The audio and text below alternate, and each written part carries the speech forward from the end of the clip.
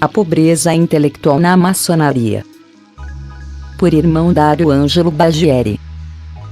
Amados irmãos, debatendo em uma loja de estudos maçônicos, pelo Zoom, virtualmente, com mais 75 irmãos referências em suas lojas e membros das 3 potências regularmente reconhecidas no Brasil sobre o tema a pobreza intelectual que graça no interior da maçonaria brasileira, ficamos estarrecidos com a constatação de vários irmãos preocupados com o sombrio futuro de nossa sublime instituição, caso não seja implementado um projeto de revitalização e de doutrinação em moldes planejados e de educação continuada com quebra de paradigmas e filtragem mais criteriosa dos futuros membros da ordem. A pobreza intelectual aqui ratificada é a mente desprovida da verdade, do conhecimento de si e do alcance de seus pensamentos e ações. A escolha deliberada em não conhecer as coisas mais importantes começa quando a mente rejeita todo e qualquer padrão que não seja ela mesma. Ela vislumbra sua vida espiritual como algo que se edificou a si mesmo, que se construiu sozinho. A rigor, a mente não pode fazer nada errado, pois é ela quem define o que é certo e errado. Da mesma forma, ela não pode perdoar ou ser perdoada porque isso implicaria que existiria uma fonte, uma medida fora de si. A pobreza intelectual é a verdadeira origem da pobreza material, filosófica, teocrática e institucional. Eis porque a sabedoria maçônica clássica sempre exorta que conheçamos a nós mesmos, que nos ordenemos por um padrão que não criamos. Nossas mentes trabalham diuturnamente para distorcer a realidade e fazer com que ela se enquadre em nossas escolhas. Platão dizia que a vida humana não é séria. O homem é um joguete dos deuses, sua intenção não é nos denegrir, mas louvar nossas vidas por aquilo que são. Não é necessário que existamos. Mesmo assim, existimos. Existimos por razões não fundadas no determinismo. O fato de existirmos de maneira desnecessária expressa a mais profunda verdade sobre nós. Existimos por escolha, por amor, pela liberdade fundada no que está para além da necessidade. Significa que nossas vidas devem refletir essa desnecessidade, essa liberdade de sermos receptores de bens e graças das quais não somos a causa.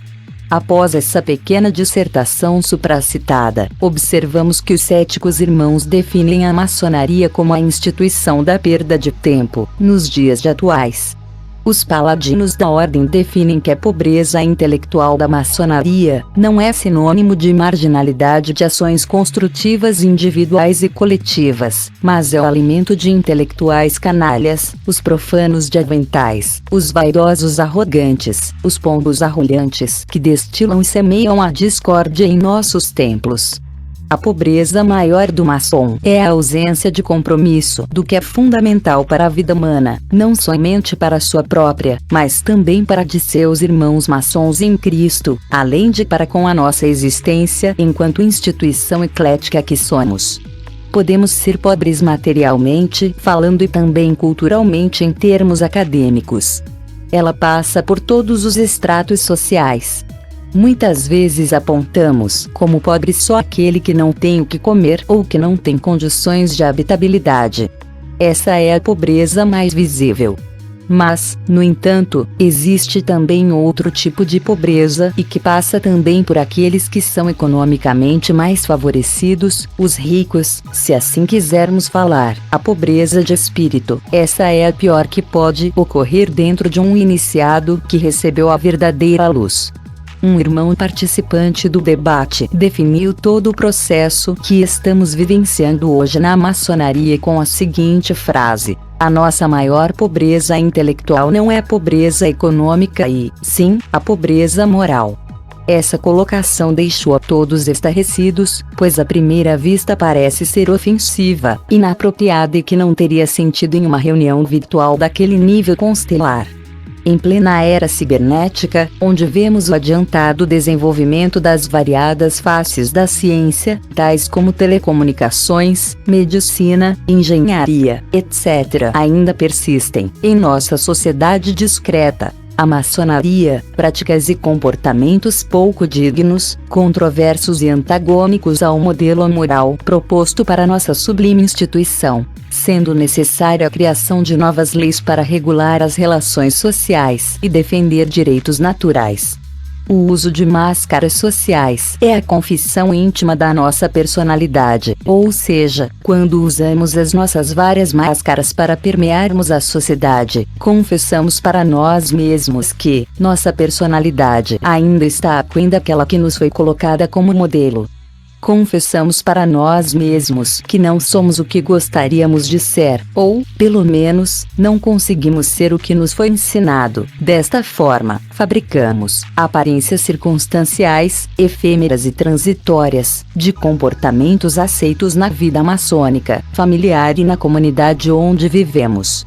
Nossos comportamentos, em verdade, ainda são marcados, de forma indelével, pelo egoísmo, muito embora, às vezes, não notamos em nossa conduta social, por estarmos totalmente integrados, inconscientemente, em nosso próprio arquétipo evolutivo. Ou seja, o egocentrismo. A pobreza intelectual é um estado moral. Nunca me habituarei a ser pobre moralmente falando. Chamo essa pobreza de desamparo interior. Confundimos pobreza moral com desamparo, pois têm o mesmo rosto. Mas a pobreza é um estado moral, um sentido das coisas, uma forma de honestidade desnecessária. Uma renúncia a participar no melhoramento global do mundo, é isso a pobreza moral e intelectual para mim. Talvez não por bondade, por ética ou por um qualquer ideal elevado, mas por incompetência na de partilhar o que de graça nos brindou o grande arquiteto do universo. Somos, nesse sentido, frades de uma ordem mendicante e talvez agonizante, clamando por um futuro diferente daquele que se anuncia e está se descortinando no horizonte, infelizmente para nossa amada e sublime instituição. Para entrarmos no caminho do progresso moral é necessário que tenhamos em mente as modificações que teremos que fazer em nossas atitudes, em nossos sentimentos e em nossas obras para com o outro. Se não houver renúncia dos nossos vícios materiais ou morais, não teremos condições de abrir a porta do progresso moral em nossa caminhada, porque só através da mudança verdadeira é que teremos a chave para realmente abrir a porta do progresso moral. Quando buscamos nossa melhora, mudamos de atitude, não pensamos mais de forma egoísta, traçamos o nosso desenvolvimento sempre pensando no desenvolvimento do outro. Procure em você as modificações necessárias para começar o seu progresso moral, somente você poder corrigir as suas falhas. Pensemos nisso hoje e sempre.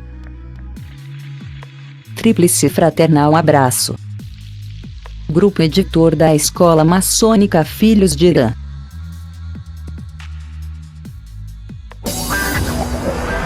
Inscreva-se no nosso canal e acione o sininho para receber novos vídeos.